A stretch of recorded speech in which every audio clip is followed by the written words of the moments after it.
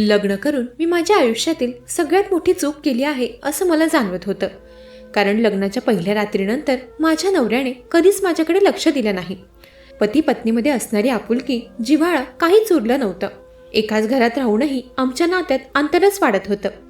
अशा निराशेच्या दिवसात नकळत माझं लक्ष भाऊजींकडे जाऊ लागलं. ते घरात सगळ्यांशी प्रेमाने काळजीपूर्वक वागायचे. माझ्या नवऱ्याच्या दुर्लक्षाच्या तुलनेत त्यांचं वागणं मला वेगळंच भासत होतं. आणि हाच तुलनात्मकपणा माझ्या मनात एक नकोसा गोंधळ निर्माण करत होता. माझ्या नवऱ्याचा मावस भाऊ सौरभ आमच्या घरीच असायचा. तो त्याच्या मोठ्या मावशीकडे राहायला आला होता. सौरभ आता 22 वर्षांचा होता. मला सासरे नव्हते, फक्त सासूबाई होत्या. माझं लग्न होऊन 4 महिने होत आले होते. सौरभ भाऊजी गेल्या 2 महिन्यांपासून त्यांच्या गावी गेले होते. कालच ते घरी आले होते. सौरभ भाऊजी नेहमी माझ्या मागे पुढे फिरत असत. त्या दिवशी ते घरी आले तेव्हा मी स्वयंपाकघरात होते. त्यांना हॉलमध्ये मी न दिसल्याने ते मला शोधत सरळ किचनमध्ये आले. येताच त्यांनी अगदी आपुलकीने माझी विचारपूस केली आणि हलकेच माझ्या खांद्यावर हात ठेवत म्हणाले, "वहिनी, कशी चालली आहे नव्या संसाराची सुरुवात? दादा तर खूप रोमॅन्टिक आणि काळजी करणारा आहे हे मला माहीत आहे." त्यांच्या त्या बोलण्याने माझं मन क्षणभर थांबलं.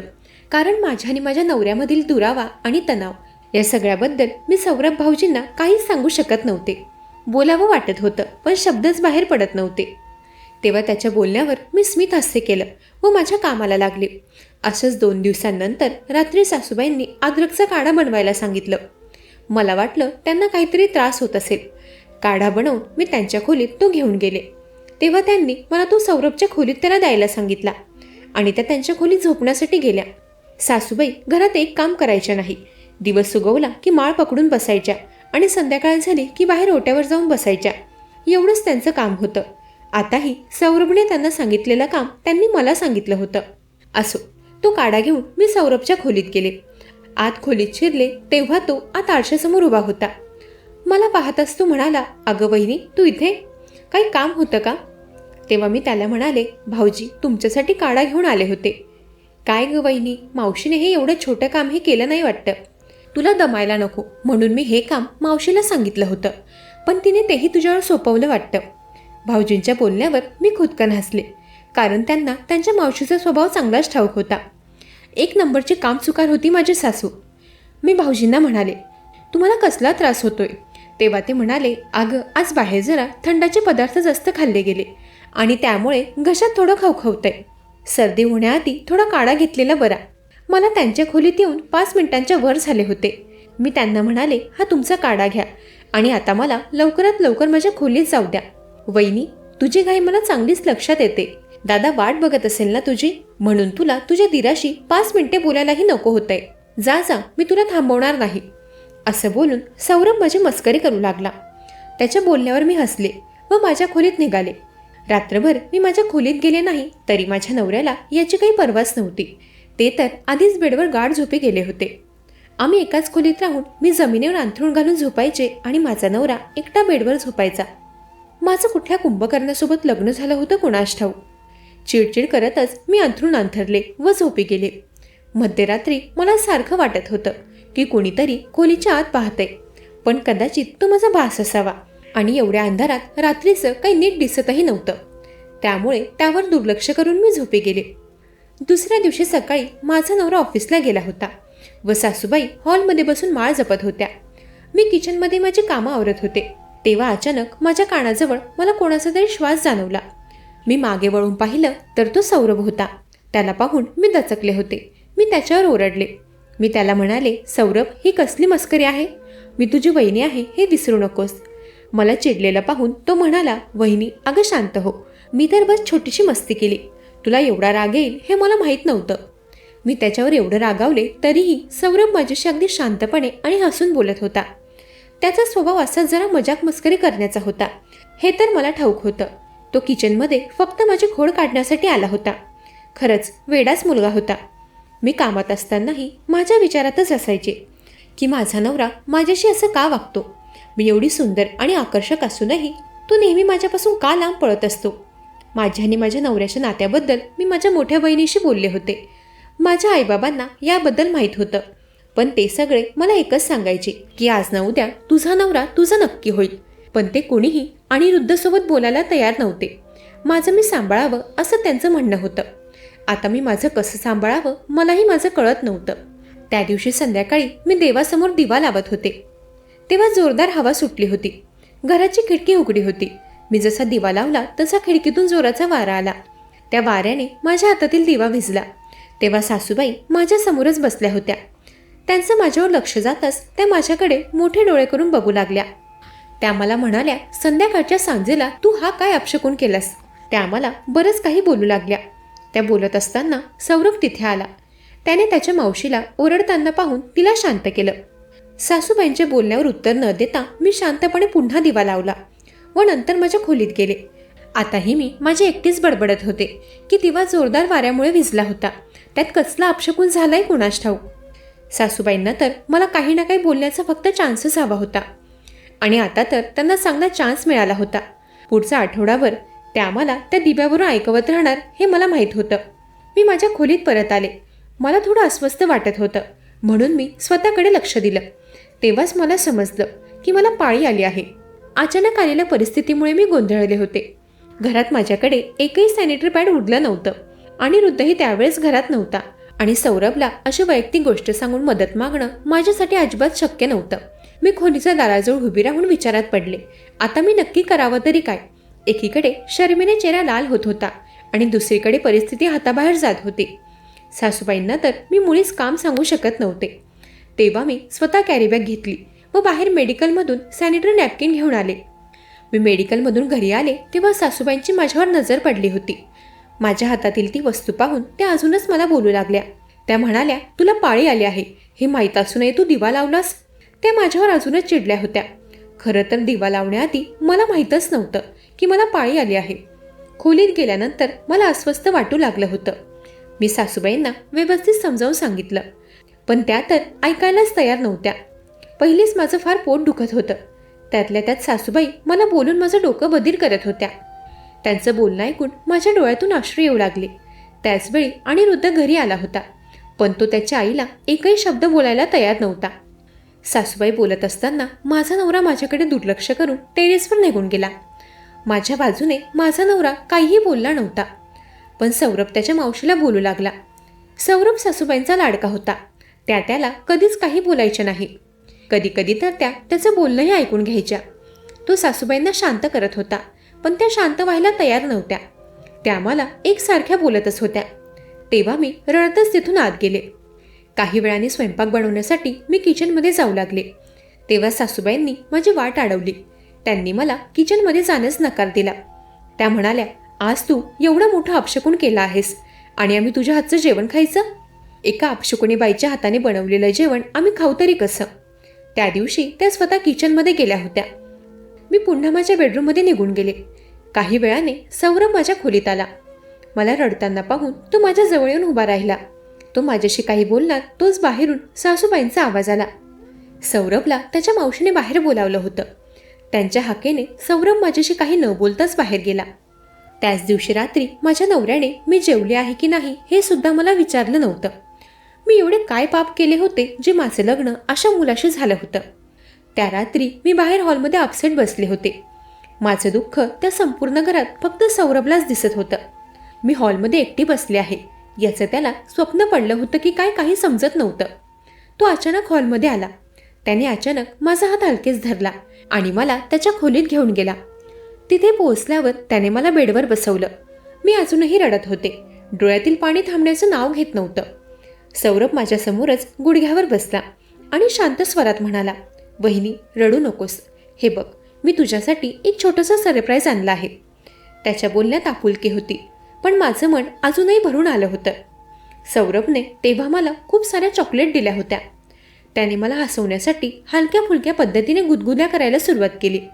माझं मन कितीही भरून आलं होतं तरी त्याच्या त्या निरागस प्रयत्नांमुळे माझ्या चेहऱ्यावर हलकंसं हसू आलं होतं. काही क्षणातच माझं रडणं थांबलं.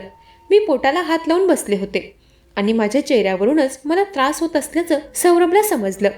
क्षणाचाही विचार न करता तो किचनमध्ये गेला आणि माझ्यासाठी हळदीचं गरम दूध घेऊन आला.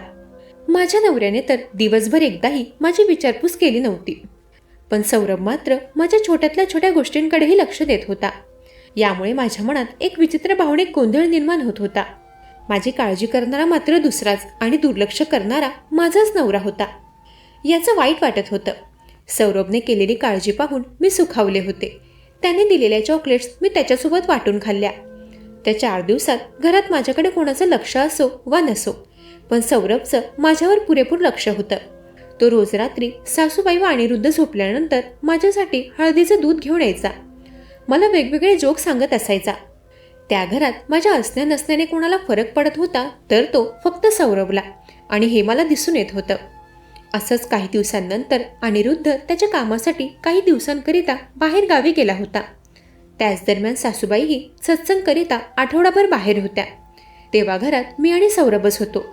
मागच्या काही दिवसात माझी आणि सौरभची चांगली मैत्री झाली होती. त्या दिवशी घरात आम्ही दोघंच होतो. मी माझ्या खोलीत बसून काही काम करत होते आणि सौरभही माझ्या खोलीत दारात टेकून आरामात माझ्याशी गप्पा मारत होता. नेहमीप्रमाणे त्याच्या बोलण्यात मज्जा होती, थोडं चिडवणं होतं आणि थोडी काळजीही होती.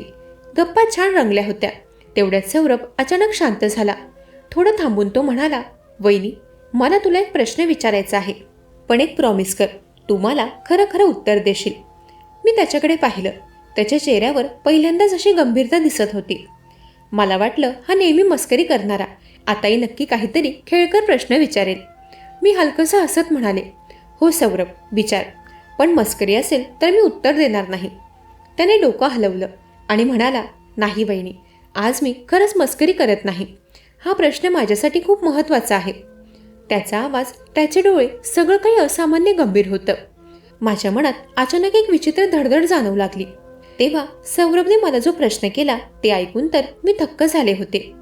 सौरभ बोलू लागला की वहिनी, तुझ्यात आणि दादामध्ये नेमकं नातं कसं आहे? तुमच्यात सगळं व्यवस्थित आहे ना? त्याच्या अनपेक्षित प्रश्नाने मी थबकले. उत्तर द्यावं की टाळावं मी काही बोलले नाही. पण सौरभला माझं मौन लगेच जाणवलं. मी उत्तर देणार नाही हे त्याला स्पष्ट समजलं होतं. तेव्हा तो समोरूनच म्हणाला की वहिनी, तुम्ही आणि दादा एकाच खोलीत झोपतात, पण तुम्ही जमिनीवर आणि दादा बेडवर, हे खरं आहे का? त्या प्रश्नाने माझं हृदय जणू कुठेतरी दडपलं गेलं. मी काहीच बोलू शकत नव्हते. माझा चेहरा खाली झुकला होता. सौरभ पुढे म्हणाला, वहिनी, तुमच्या चेहऱ्यावरचं दुःख मी रोज पाहत असतो, पण विचारण्याची हिंमत होत नव्हती. तुम्ही आनंदी नाही हे मला खूप आधीपासून जाणवत आहे. आज घरात आपण दोघंच आहोत. मला वाटतं आज तरी तू मन हलकं करावंस. त्याच्या बोलण्यातील सहानुभूती खरी होती. तेवढ्यात माझ्या डोळ्यात साठलेलं दुःख पाण्यासारखं बाहेर आलं. मी स्वतःला आवरू शकले नाही आणि त्याच्या खांद्यावर डोकं ठेवून रडायला लागले. मी माझ्या मनातलं सगळं दुःख त्याला सांगितलं. लग्नानंतर नवऱ्याचं दुर्लक्ष, एकटेपणा आणि नात्यातील तुटलेपण, हे सगळं मी पहिल्यांदाच कुणाशी तरी शेअर करत होते. दुसऱ्या दिवशी जेव्हा मी झोपेतून उठले तेव्हा मला असं वाटत होतं की आजची ती सकाळ माझ्या आयुष्यातील सगळ्यात आनंदाची सकाळ आहे. आज मी हसत खेळतच घरातील सगळी कामं आवरत होते. सौरभही फार खुश होता. पुढच्या 2 दिवसांनंतर तो मला ब्युटी पार्लरमध्ये घेऊन गेला. त्याने सांगितल्याप्रमाणे पार्लरवालीने माझा मेकओव्हर केला. खरंच सौरभ फार काळजी करणारा आणि रोमॅन्टिक होता. तो सोबत असल्यावर मला असं वाटायचं की जोपर्यंत तो घरात आहे तोपर्यंत मला माझ्या नवऱ्याची गरजच भासत नाही. त्या एका रात्रीत सौरभने मला हेच अनुभवून दाखवले होते. अचानक त्या दिवशी सासूबाई घरी आल्या. त्यांचं सत्संग 7 दिवसांचं होतं, पण त्या 3 दिवसातच घरी परतल्या होत्या. घरी येताच त्यांनी मला चहा मागितला, पण मी त्यांच्यासाठी चहा बनवणार नव्हते. मी त्यांना म्हणाले, माझ्यासारख्या अपशकुनीच्या हातचा चहाही अपशकुनीच असेल, मग स्वतःला कशाला पापात पाडून घेतात? सासूबाई माझ्या बोलण्यावर चिडल्या होत्या. आज मी त्यांना त्यांच्या प्रत्येक प्रश्नाचे उत्तर दिले होते. थोडक्यात मी त्यांना तोंडेतोंड आले होते. त्यांनी लगेचच तेव्हा त्यांच्या मुलाला फोन केला. अनिरुद्ध त्याच्या आईची कान भरणे ऐकून लगेच घरी यायला निघाला.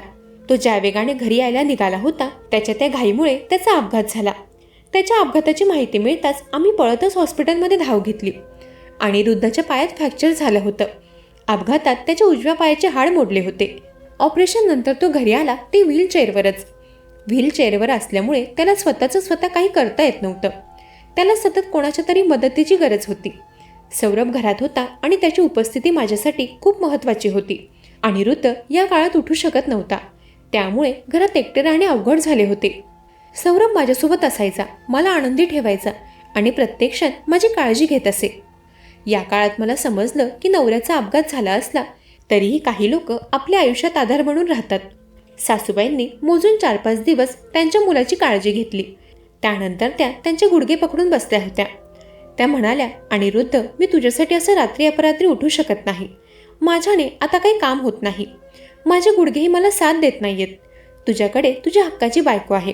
तिला तुझी सेवा करायला सांग. असंच पुढच्या 2 दिवसांनंतर रात्री जेवण झाल्यावर अनिरुद्ध त्याच्या खोलीत व्हीलचेअरवर बसून पुस्तक वाचत होता. मी माझे काम आवरून होताच माझ्या खोलीत न जाता सौरभच्या खोलीत गेले. तिथे जाताच तो मला म्हणाला, वहिनी, तुझा मेकओव्हर झाल्यापासून तू अजूनच जास्त सुंदर दिसायला लागलीयस. आम्ही दोघे गप्पा गोष्टी करत होतो. त्याच्या बेडवर मी त्याच्या शेजारी बसले होते. गप्पा गोष्टी करता करता आम्ही एकमेकांना टाळी दिली. माझा हात त्याच्या हातात होता आणि तेव्हाच अनिरुद्ध सौरभच्या खोलीत आला. आम्हा दोघांना एकाच बेडवर बसलेलं पाहून त्याचे डोळे फार लाल झाले होते. तो मला म्हणाला, अंकिता, मी मगापासून तुला आवाज देतोय. नवऱ्याची सेवा करायचं सोडून तू इथे माझ्या भावासोबत काय करतेस? मी अनिरुद्धला म्हणाले, काही नाही, थोडं काम होतं म्हणून मी इथे आले होते. त्यावर तो म्हणाला, थोडं काम होतं की नवरा आता निकामी झाला म्हणून तू तुझ्या दीराकडे आली आहेस? अनिरुद्धची घाणेरडी भाषा माझ्या लक्षात येत होती. पण तो आजारी आहे हे पाहून मी त्याला काही बोलत नव्हते. तरीही तो आपल्या मर्यादांबद्दल विसरून गेला होता आणि त्याच्या बोलण्यात एक वेगळाच ताण जाणवत होता. तो म्हणाला, आता तू तुझा नवरा बदललेला दिसतोय. हे वाक्य ऐकून मी चिडले. माझा आवाज थोडा कडक झाला आणि मी म्हणाले, अनिरुद्ध, तू काय बोलतोयस हे तुला कळतंय का? तू सौरभसोबत माझे जे संबंध जोडत आहेस ते खोटे आणि चुकीचे आहेत. तू मला पतिव्रता धर्म शिकवत आहेस, तर तू पती असण्याचं कर्तव्य कधी निभावलं आहेस? आता तुझ्यावर वेळ आली तर तुझी सेवा करण्यासाठी तुला बायको आठवत आहे. यापूर्वी तुझी बायको तुझ्यासाठी कुठे गेली होती? तुला तर माझा स्पर्शही सहन होत नव्हता. लग्नाच्या पहिल्याच रात्री माझ्या शरीराकडे पाहून तू माझ्यापासून दूर गेलास. त्या दिवशी तू मला जे शब्द बोललास ते माझ्या मनावर खोलवर कोरले गेले. तू म्हणाला होतास की माझ्या रूपामुळे तुला माझ्यासोबत राहणं अवघड जातं. त्या एका वाक्याने माझं मन किती तुटलं होतं हे तुला आजही कदाचित कळणार नाही. आता 24 तास मी तुझी सेवा करेन तेव्हा तुला माझी किळस नाही येणार का? अंकिता, मी चुकलो असेल, पण तू काय केलंस? काही दिवसांपासून मी बघतोय तुझ्या आणि सौरभमध्ये काय चाललंय ते मला सगळं दिसतंय. माझ्या आईला काम सांगून तू या सौरभच्या खोलीत येऊन बसतेस. मला तुमचे रंगीन चाळे खूप लक्षात आलेत. अनिरुद्ध, पण तू ज्या नजरेने सौरभ आणि मला पाहतोयस त्यासारखं काहीही नाहीये. सौरभ तर एक प्रामाणिक भाऊ आणि प्रामाणिक दीर आहे. त्याने माझ्यावर कधीच वाईट नजर टाकली नाही. तू माझा नवरा असूनही तू माझी कधीच काळजी घेतली नाहीस. तुझ्या पश्चात माझी काळजी घेणारा सौरभ होता. काही दिवसांपूर्वी त्याने मला जी समज दिली त्यावरूनच मी स्वतःला बदललंय. तू व तुझी आई माझ्या शरीरामुळे मला नेहमी कमीपणा दाखवत आले आहात. तू तर माझा स्वीकारही केला नव्हता. सौरभने मला सगळं काही सांगितलंय. सासरीबुवांच्या म्हणण्यावरून तू माझ्याशी लग्न केलं होतंस ना? मी जाड असल्या कारणाने तुला माझी लाज वाटते. आज सौरभने जे काही केलं ते सासरीबुवांनी केलं असतं, कारण त्यांनाही आपला संसार सुखात बघायचा होता. बोलता बोलताच मी अचानक शांत झाले. माझा कंठ दाटून आला होता. तेव्हा सौरभ बोलू लागला. तो म्हणाला, मावसाने त्यांच्या शेवटच्या दिवसात माझ्याकडून प्रॉमिस घेतलं होतं. ते म्हणाले होते, मी गेल्यानंतर माझी बायको व अनिरुद्ध सुनबाईला घरात राहणं मुश्किल करतील. अनिरुद्ध तिला डिवोर्स देऊनच मानेन. पण हे लग्न माझ्यासाठी खूप महत्त्वाचं आहे, कारण अंकिताच्या वडिलांना मी शब्द दिला होता की त्यांच्या मुलीचं लग्न माझ्या मुलाशीच होईल. माझी सून शरीराने जाड असली तरी मनाने चांगली आणि संस्कारी मुलगी आहे. मावसाने मावशाने तुला सरळ कसं करायचं हे मला सांगितलं होतं. वहिनी जोपर्यंत कणखरपणे तुमच्याशी वागत नाही तोपर्यंत तुम्हा दोघांना तिची किंमत कळणार नाही हे मावसाला समजलं होतं. त्यांनी दिलेले मूलमंत्र मी वहिनीला दिले व तिला मी स्वतःसाठी बोलायला शिकवलं आणि कणखर बनवलं. माझ्यात व वहिनीमध्ये एक पवित्र नातं आताही आहे व आयुष्यभर असणार. अनिरुद्ध काय चूक करत होता हे त्याच्या लक्षात आलं होतं. त्या दिवशी त्याने माझी व सौरभची माफी मागितली. तो तर माझ्या पायात पडायलाही तयार होता. पण मी एवढी निर्दयी नव्हते की माझ्या नवऱ्याला मी माझ्या पाया पडू देईल. त्यांनी त्यांच्या अर्धांगिनीचा सन्मान करावा व सासूबाईंनी घरातील सुनेला सुनेप्रमाणे वागवावे, तिला किंमत द्यावी, एवढंच माझं मत होतं. आणि यासाठीच मी माझं हे नवीन रूप धारण केलं होतं. माझ्या दिसण्यापासून ते वागण्यापर्यंतचा सगळा मेकओव्हर करण्यामागे सौरभचा हात होता. त्याच्यामुळे आज मी माझ्या नवऱ्याला व सासूबाईंना समजावू शकले होते. मी तर माझा स्वतःचा आत्मसन्मान गमावून बसले होते. पण घरातील सुनेला, बायकोला एक किंमत असते, तिचा एक मान सन्मान असतो हे मला सौरभने पटवून दिलं होतं. माझा आदर करणारा नवरा व सुनेला सुनेप्रमाणे सन्मान देणारी सासूबाई सासरबुवा आणि सौरभमुळे मला मिळाले होते. अनिरुद्ध आणि सासूबाईंमध्ये बदल होणं फार गरजेचं होतं, कारण ते चुकीच्या वागत होते. त्यांची चूक त्यांना वेळीच लक्षात आणून देणं खूप महत्त्वाचं होतं. बायको जाड असो, काळी असो वा गोरी असो, बायको ही बायकोच असते.